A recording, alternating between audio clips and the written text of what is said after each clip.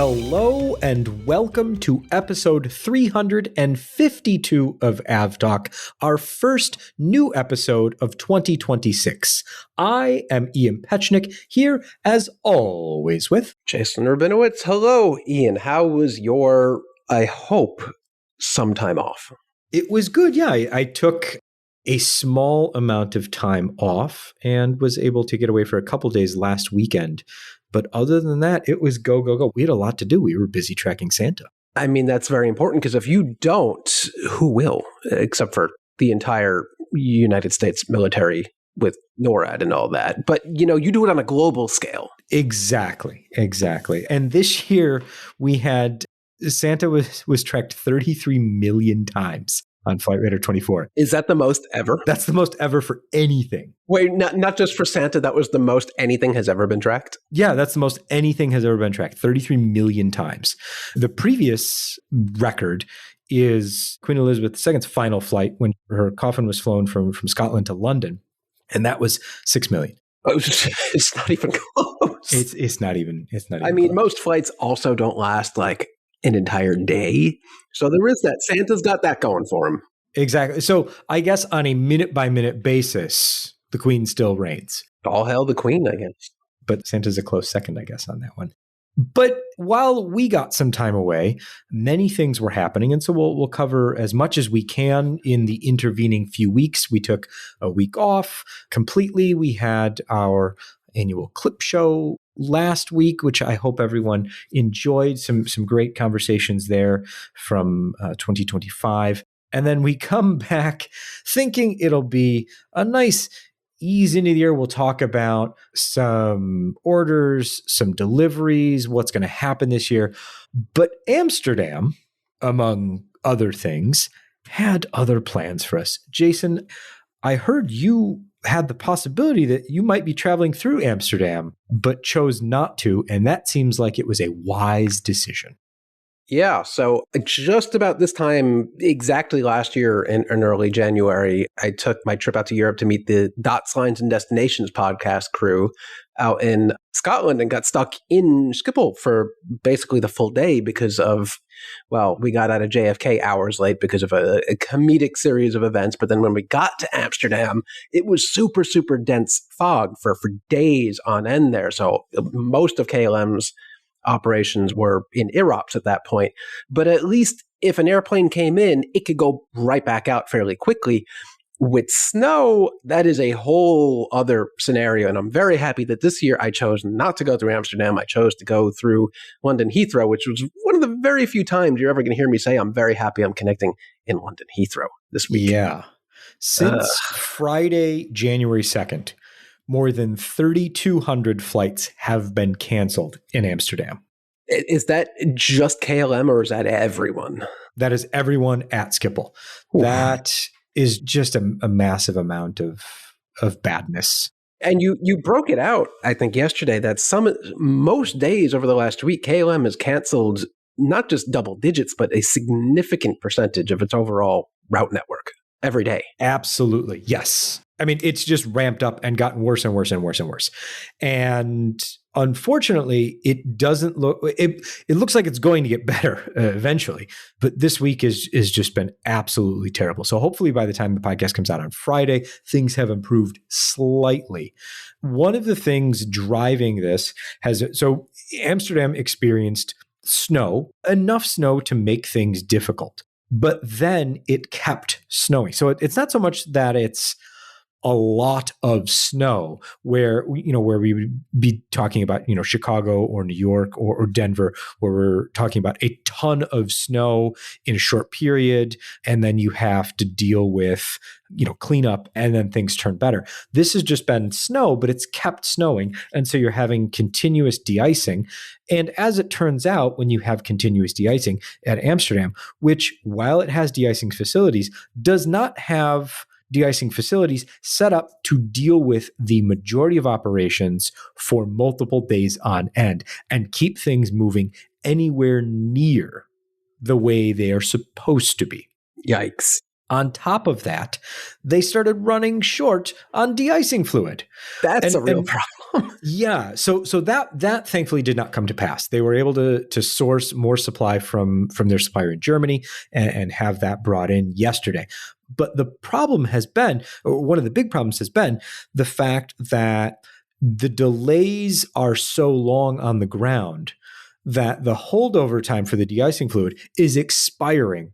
And flights are having to go de-ice again, get back in line, de-ice again, and then a lot of those flights are ending up being canceled anyway. That's a real problem. That's some real like LaGuardia, JFK, Newark stuff where like somehow they get de-iced, but they can't make it the next quarter mile to the runway to get out in time. Like I don't expect that from Amsterdam. Like you would think if they can get de-iced, there is enough land mass at that airport that they'd be able to get to a runway and take off in time because it's not a super short period of time for most de-icing types. But I guess if things are truly chaotic there and you've got airplanes everywhere scattered all over, man, that sucks. There's no other way to put it. Yeah. One Emirates flight was delayed, I think 20 hours. There were multiple flights that de-iced, went back to the gate, or de-iced, had to de-ice again, then had to go back to the gate and cancel because the crew was out of hours. There was a Delta flight that was boarded. They sat on the flight for multiple hours just on board in the hopes that they could push back and then go de-ice. That finally happened. They de-iced. Then they ran out of time before they could take off. So just lots and lots and lots of bad stuff. KLM, for its part, has just had a really rough go of it. As Jason mentioned, they've canceled not even a lot, but a majority of their flights multiple days in a row.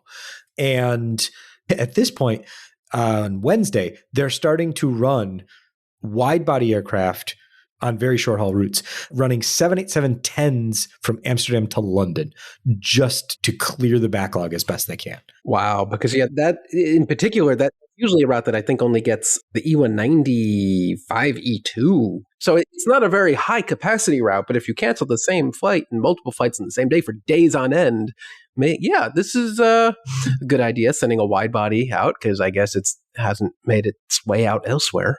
Yep. I mean, it's what they can do. So now they are digging out, but unfortunately the snow continues to fall. And then comes the fog. So yeah, exactly. So hopefully things start to get better in Amsterdam. But if you have the opportunity to not fly through Amsterdam in the next week or so, highly suggest you make alternative arrangements if possible. Yeah, good luck to everyone there. I'm just flashing back to last year with the fog and the lines and people trying to get any flight out. I didn't even make it to my original destination. I changed cities entirely in Scotland. You do what you got to do, but I just can't imagine that airport with the majority of operations canceled for like a week. I don't wish that on anyone. Let's talk about another aviation mess. So this has a story that we've been following for months. We've seen B-52s, we saw B-1s, we saw some of the most tracked flights of the year were F-18s that were flying near the Venezuelan coast. And at the beginning of January, the US government conducted a military operation to take Venezuelan President Nicolas Maduro out of Venezuela and bring him to the United States. The aviation impact that we are going to talk about are the NOTAMs that the US government produced during the operation, or perhaps after it had begun, that closed airspace around Venezuela, including the Curacao FIR and the neighboring FIR to the east as well, preventing aircraft from flying there for about 24 hours at a moment's notice. Yeah, the entire basically Eastern Caribbean chain of islands. So BQN, San Juan, Puerto Rico, St. Thomas, St. Martin, St. Kitts, Antigua, Dominicana, St. Lucia, Bridgetown, Port of Spain, Bonaire, Curacao, Aruba.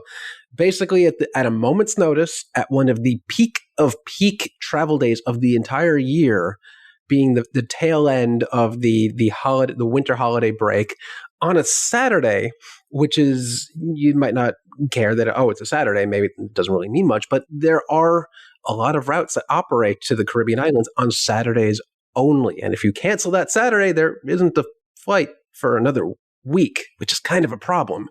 So this was incredibly disruptive with absolutely no notice because, it's military action. They're not going to give airlines a week's heads up saying, hey, we're going to do this thing in Venezuela next week. Maybe don't fly to the Caribbean for an entire day.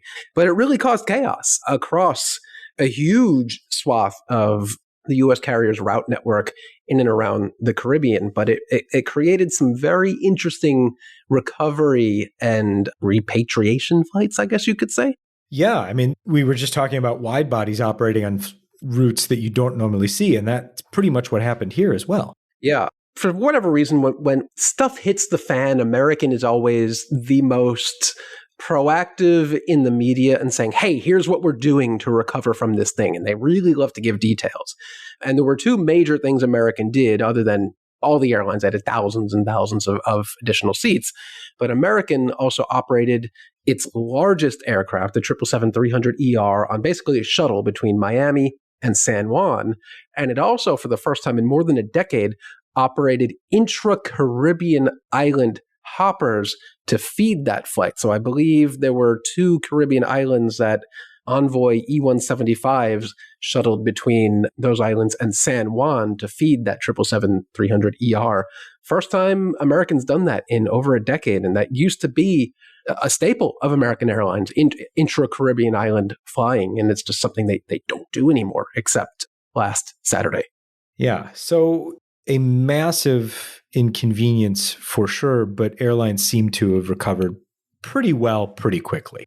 Yeah, a huge inconvenience for people who are supposed to fly out on that particular day, because the calendar, it was the end of the busiest travel season of the year, and flights were already very full. So some people ended up somewhere between stranded and inconvenienced, depending on their situation, because paying out of pocket for being stuck on an island, no matter what island that is, can be extremely expensive. If it's just you, your significant other, but if you add the entire family in, you're talking hotel rooms, meals, transportation to and from the hotel, clothes, medication. It's extremely expensive for an individual or a family to have to go through this. Again, don't wish that on anyone, because just the people will say, oh, who cares? They're stuck on a Caribbean island. They'll go to the beach for another couple of days. Well, if you're in that position, figuring out how you're going to pay for that and the stress of rebooking yourself to get home, you're probably not enjoying that time on the beach.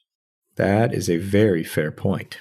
Let's discuss the not updated report, but an update in the interim.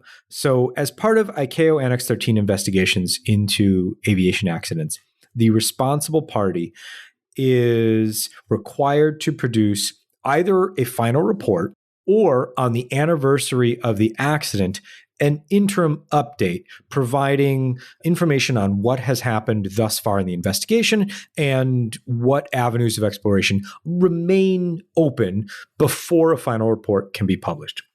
Kazakhstan investigators have produced that document at the end of the year, detailing the Azerbaijan Airlines crash, the flight that crashed near Aktau that suffered damage near Grozny and then limped across the Caspian Sea.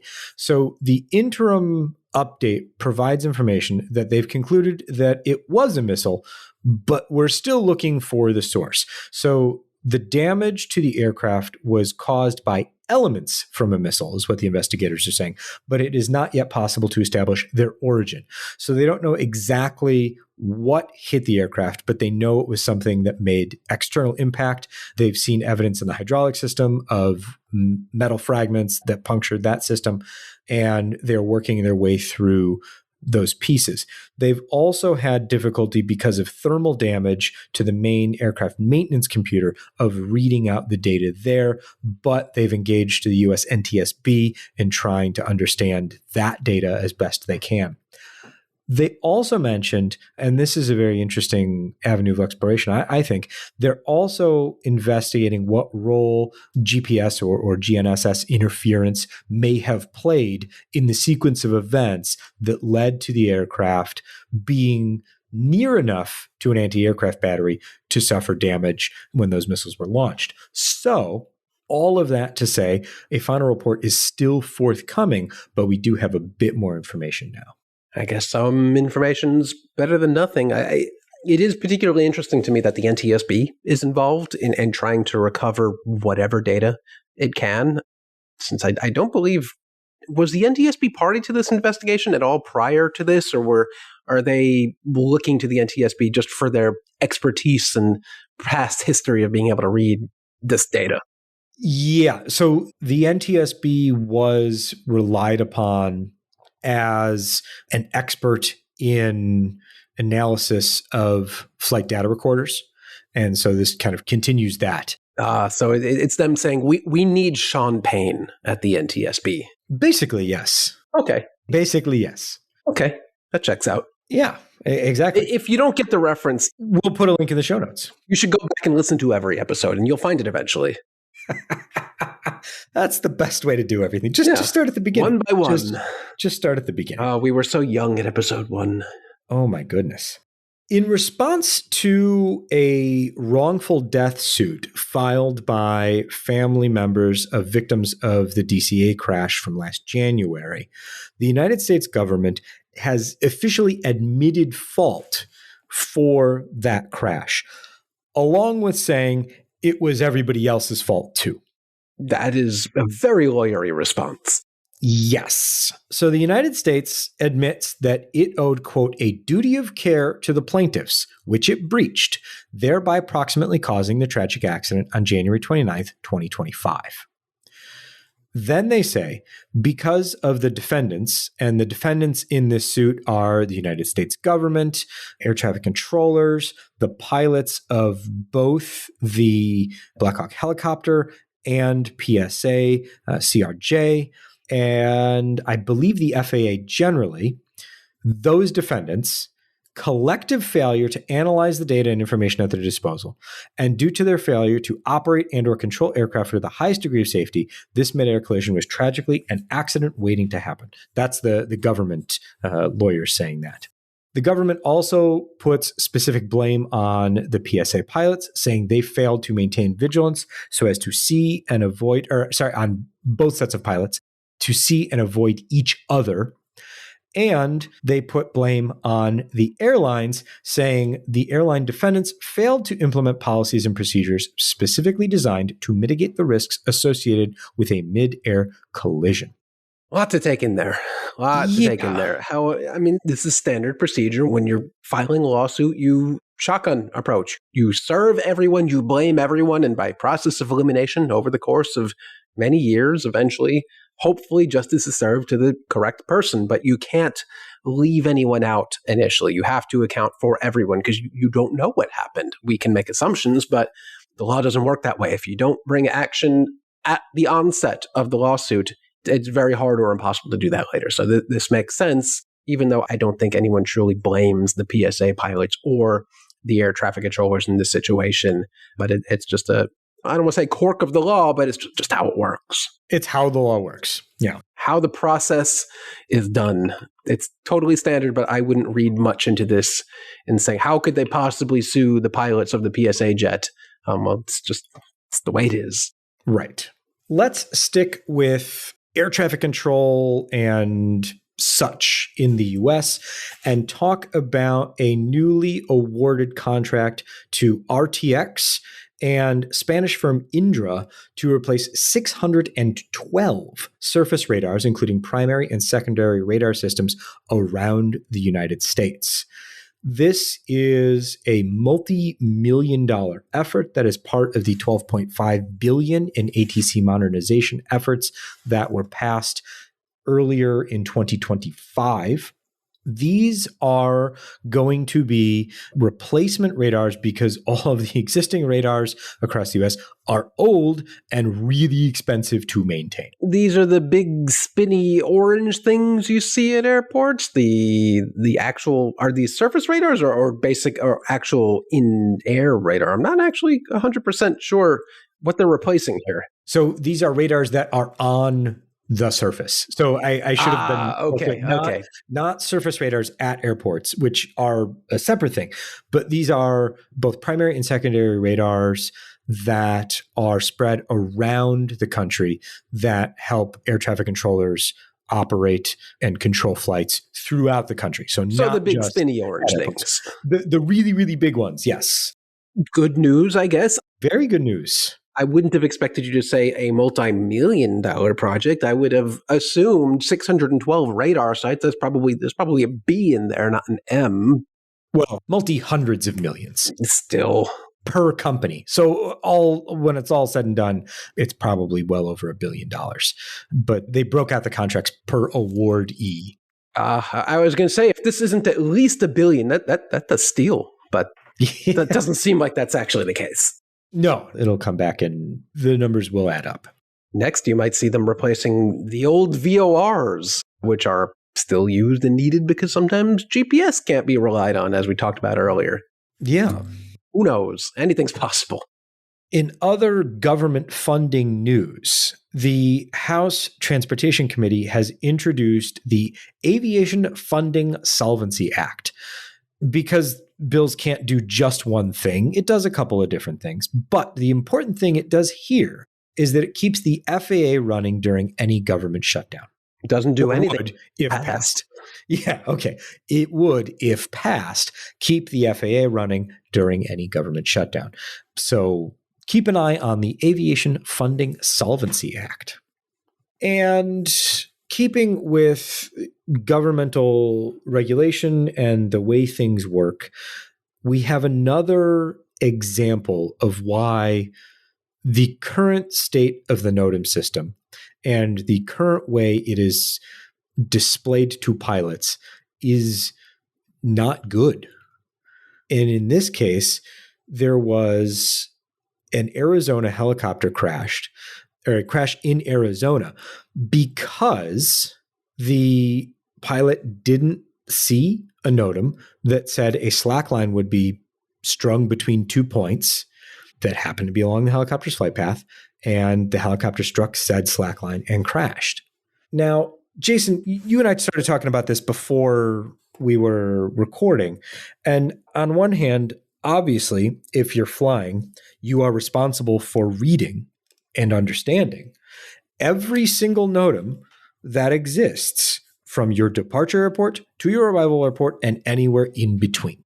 Yeah, and depending on how long the flight is, that could be a lot of NOTAMs. Depends where you're going from, where you're going to, how dense the area you're flying over is. There's a lot of NOTAMs. Heck, I have myself opened and submitted a NOTAM for a lighting outage on a radio tower not far from here. There are a lot of them. And to be able to browse through all of them, see them, identify the ones that are potentially important, potentially hazardous, we've talked many times before that is a nigh impossible task, depending on who you are, where you're going, and what the conditions are at any time. Unfortunately, this NOTAM said that this slack line, whatever it was doing, it was likely between power poles or something along those lines, should have been with markers or lit or something else. But apparently they did not see the NOTAM warning of it, and they didn't see the actual physical line.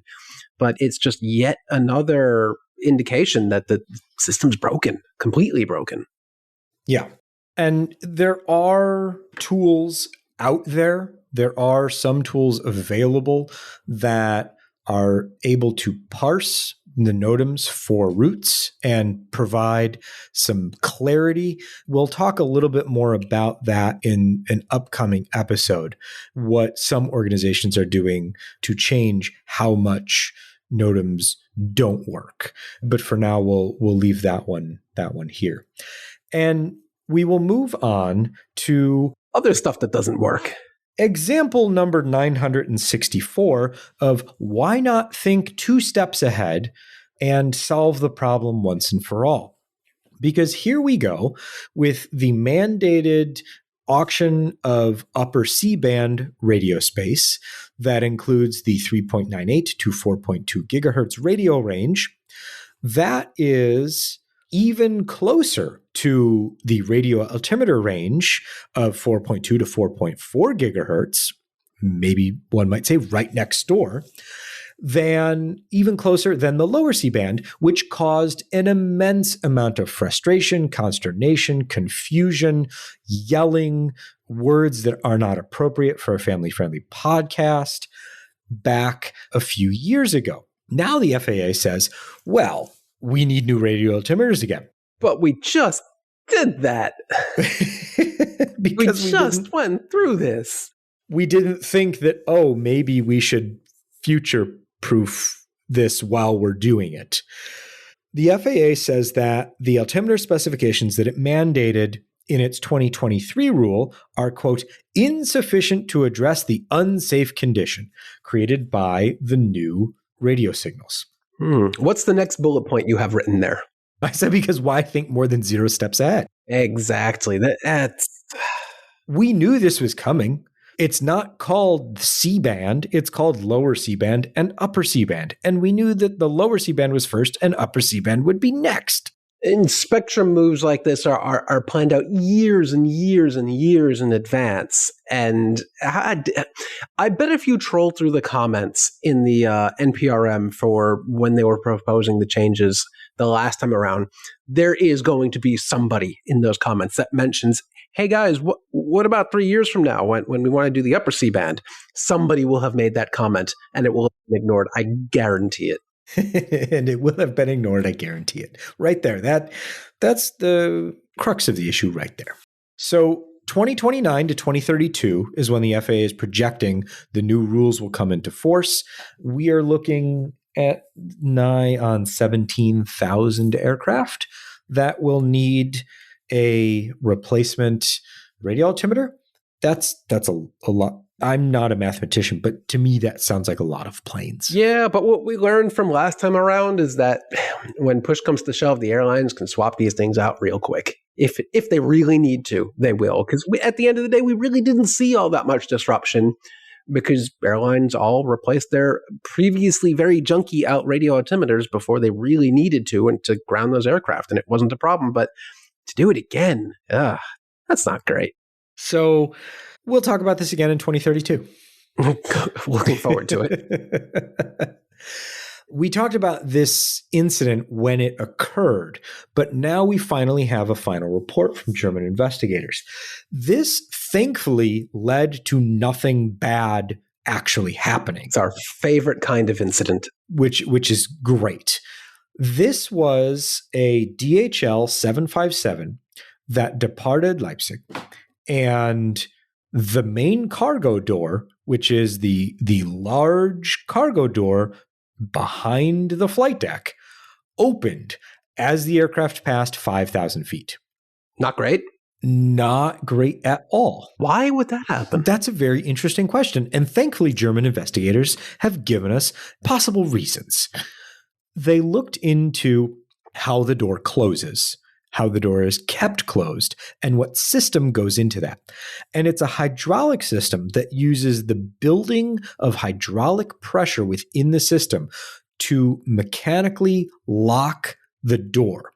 But if there is air in the system, the pressure could rise faster than the locks can mechanically move into place in sequence. So in this particular instance, it looks like the locking pins moved into place before the latch was actually closed all the way, so that the door wasn't actually locked into place. It was like closing a deadbolt with the door open and then closing the door. So, I mean, to the lock, it said, I'm locked, I'm good to go, but it wasn't connected to the door frame. Exactly. But in this particular case with the 757 and how the cargo door is fitted, the cargo door can be flush to the aircraft visibly, but still not be fully locked. So no way to know. It's not like way back when with the old DC-10 where someone had to like physically hammer the cargo door shut. This was everything looked fine. Nobody did anything stupid. It was just bad luck. It was just bad sequencing of the locking pins. And because the locking pins were shut, all of the lights were good to go. There was no warning. There was no, nothing. It was just, I'm closed. I'm locked. We can leave now. Hey, all's well that ends well. So yeah, they figured that one out. Let's talk about some fun businessy stuff and some interesting quirks of the industry, and then we'll call it an episode. So we get into I think the lightning round of the podcast. Yeah, we're transitioning to the lightning round with some of the most shocking news possible. Did you know, I think we talked about this a few episodes ago, that PIA, Pakistan International, is it Airways? Doesn't matter. Who cares? They were up for sale. And my God, somebody bought it? To be fair, they've been up for sale, not up for sale, up for sale, not up for sale for the past 2 decades. But nobody's taken the bait because nobody up until now has been that, I'm going to choose my next words carefully, that daring with their money. Daring, brave, yeah. Yeah. Just like Apple removing the headphone jack from iPhones. It was brave. Buying Pakistan International Airlines. Very brave. Yeah. Well, the Arif Habib Group is the winner of 75% of the airline. Winner. You big air quotes right there. Yes. They also somehow got the government to agree to a future divestment of the other 25%. So there is a chance that this could actually, I don't know if work is the right phrase, but go in the right direction, maybe eventually.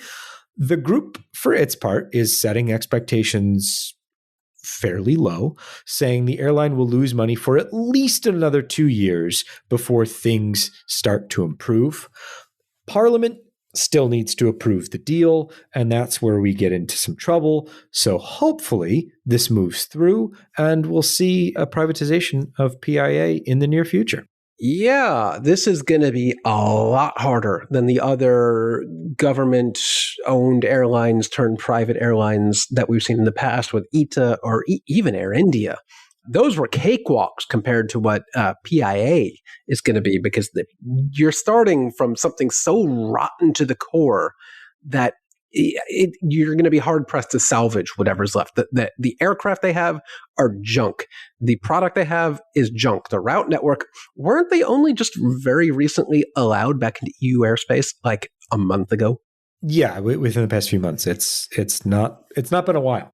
No, so there's not much to salvage here. It's really, I don't even know what you do with the ingredients you've been given, but they're going to try. I'm still convinced that this is all just a ploy to get ownership of the hotel that PIA for some reason has ownership over here in New York City. Maybe that's the most valuable asset and everything else is just noise, and that was the real goal. Possible. Really, that is your indication of how messy and weird PIA was, that they somehow owned a very large hotel in Midtown Manhattan. I guess the trivia question is what does Pakistan International Airlines and Allegiant have in common? Pakistan, they own hotel properties? Yeah. Does Allegiant actually still own their stupid resort thing? They got rid of them wisely. And so will PIA, I'm sure. Yeah. Hey, and maybe somebody will buy TAP next, because the government is begging people to submit bids for TAP. They even got the EU to approve an extension of the period of time which they could accept bids, because no one really wants TAP until there's a huge bidding war between Lufthansa Group, IAG, and Air France KLM. So we'll see where that goes. We'll see. Yeah. I at least have been pleasantly surprised by airline privatizations between TAP and Air India. Like, better things are possible, I guess. So, hey, maybe someone non-Lufthansa or IAG will buy TAP, but I don't see that. No. In our regular check-in with Spirit Airlines, A bankruptcy judge approved Spirit's $140 million credit plan from IAE that is a part of remuneration for all of the GTF engine shenanigans.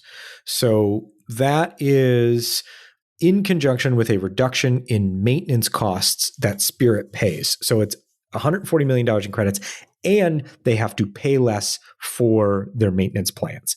So the bankruptcy judge approved that late last year, and hopefully that helps a little bit with Spirit's bottom line for the moment. That's Jason, great. This is the most exciting story we have in the entire podcast. I was going to say, can you stop talking about Spirit? Because I don't care about Spirit. It's still around. The next story is really should have been on a normal podcast, maybe would have been our top leading story. But did you know that Coulson Aviation has announced the launch of a Boeing 767 very large air tanker program? You did, because it's in the show notes, but not only do I know this, you were excited about it. So excited about this. So regular listeners of the podcast will know that air tankers for firefighting operations have not had a great time recently. We've seen the recent grounding of the MD-11/DC-10 fleets, which is not great because those were some of the biggest firefighting capable aircraft. I think is 747. That's gone too, right?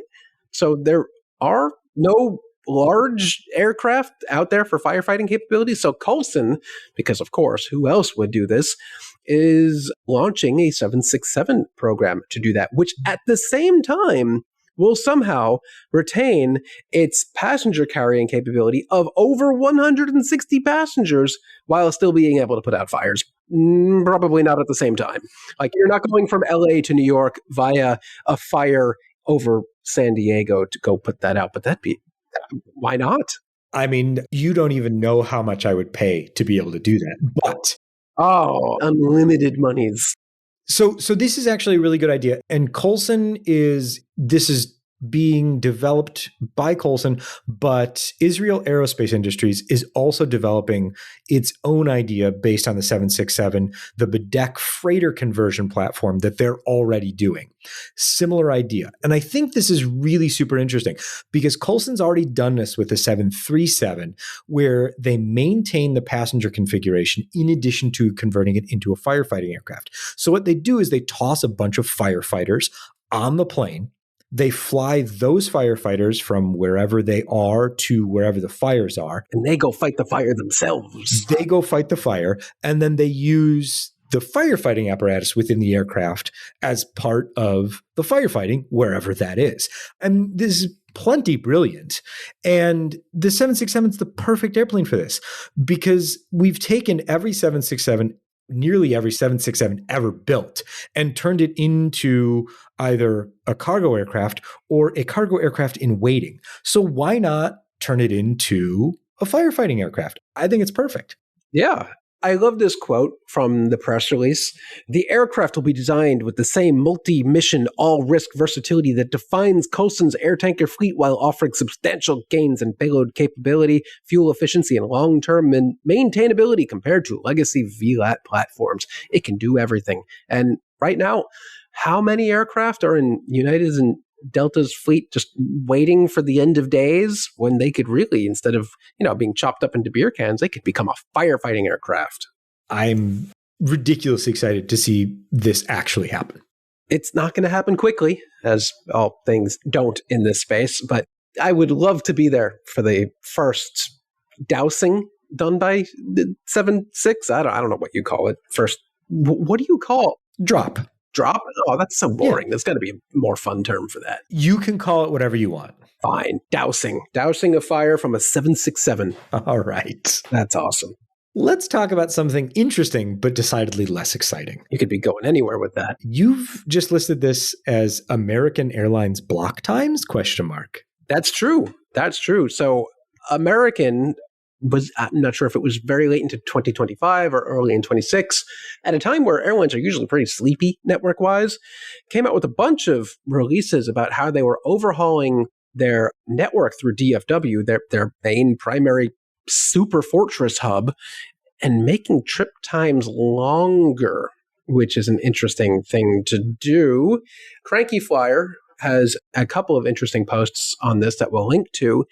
But over the years, American has done some very odd operational things with its banks, departure banks, which is basically scheduled times where a whole bunch of flights all go out at the same time. And operationally, it's become really problematic with worsening weather in the DFW region. When something goes wrong, it goes horribly wrong and it cascades through its entire network. So they're changing the bank structure from a 9 to 13 bank hub structure, but also increasing block times. A block time is basically the time scheduled from pushback to block in at the arrival point. What that does essentially is adds padding time to the schedule, so flights that would have been late prior to this adjustment now suddenly magically arrive on time. And American is banking on the fact that a flight that was a connecting itinerary that was 5 hours and 11 minutes before and is 5 hours and 28 minutes now will be that much more reliable, and that passengers won't notice or care. But it's very unusual to see airlines make trips longer rather than shorter. But they certainly won't be the only airline in the US padding their block times. No, there's no block time padding anywhere. No, Delta didn't become the on-time machine by overestimating its flights by like 45 to 60 minutes at all. No. Nah. We talked about, in the context of the Coulson firefighting aircraft, the lack of VLATs, and part of that issue right now is the DC-10 and MD-11 grounding, where the DC-10s are pretty much the only VLATs available.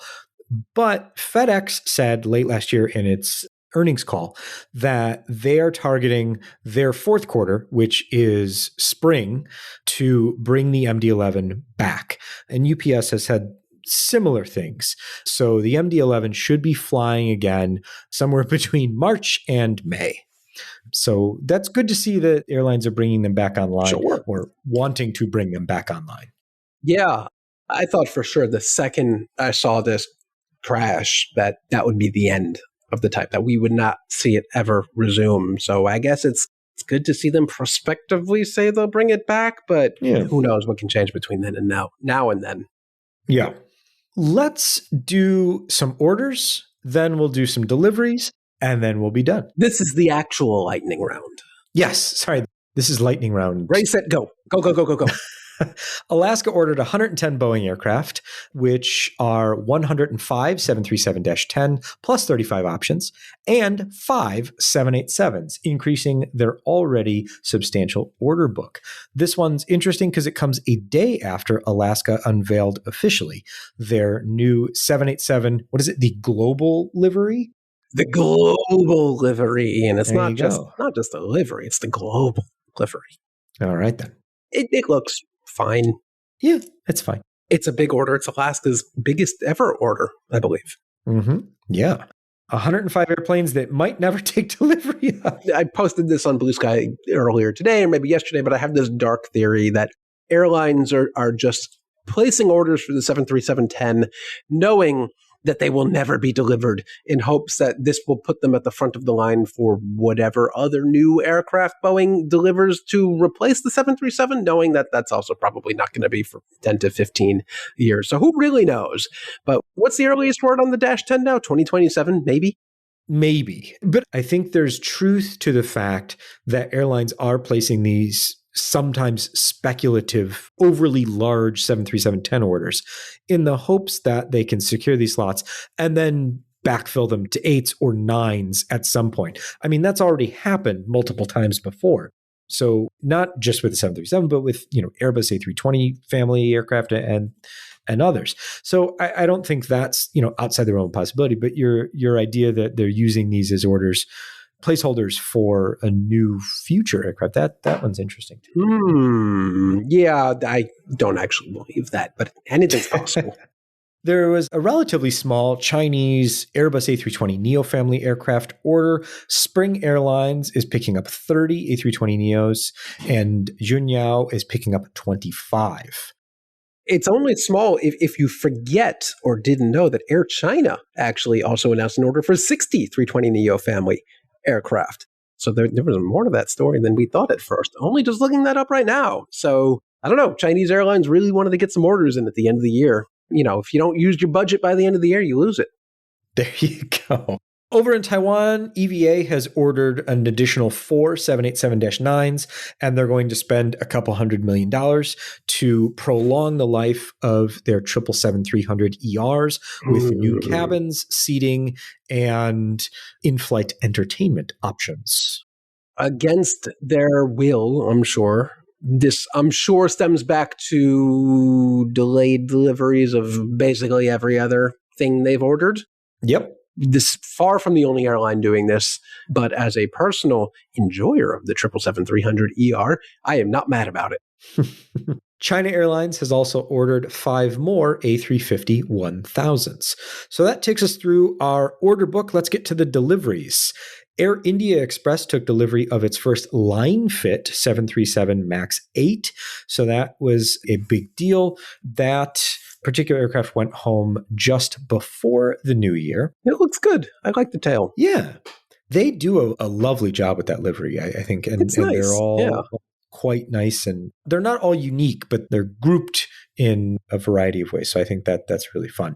Indigo, for its part, took its first A321XLR, and that's also the first A321XLR for all of India. That will be heading to Athens to start its commercial service. And then Starlux took delivery of its first A350-1000 in a special carbon fiber-ish livery. Yeah, it's got a big 350 MSN4 vibe to it with that carbon fiber accent and the big... Well, that's what they were going for. Yeah, and the 1000 at the back is nice. It also mimics the house livery for the first A350-1000, which is nice. Yeah. So good on Starlux. It's subtle, but I like it.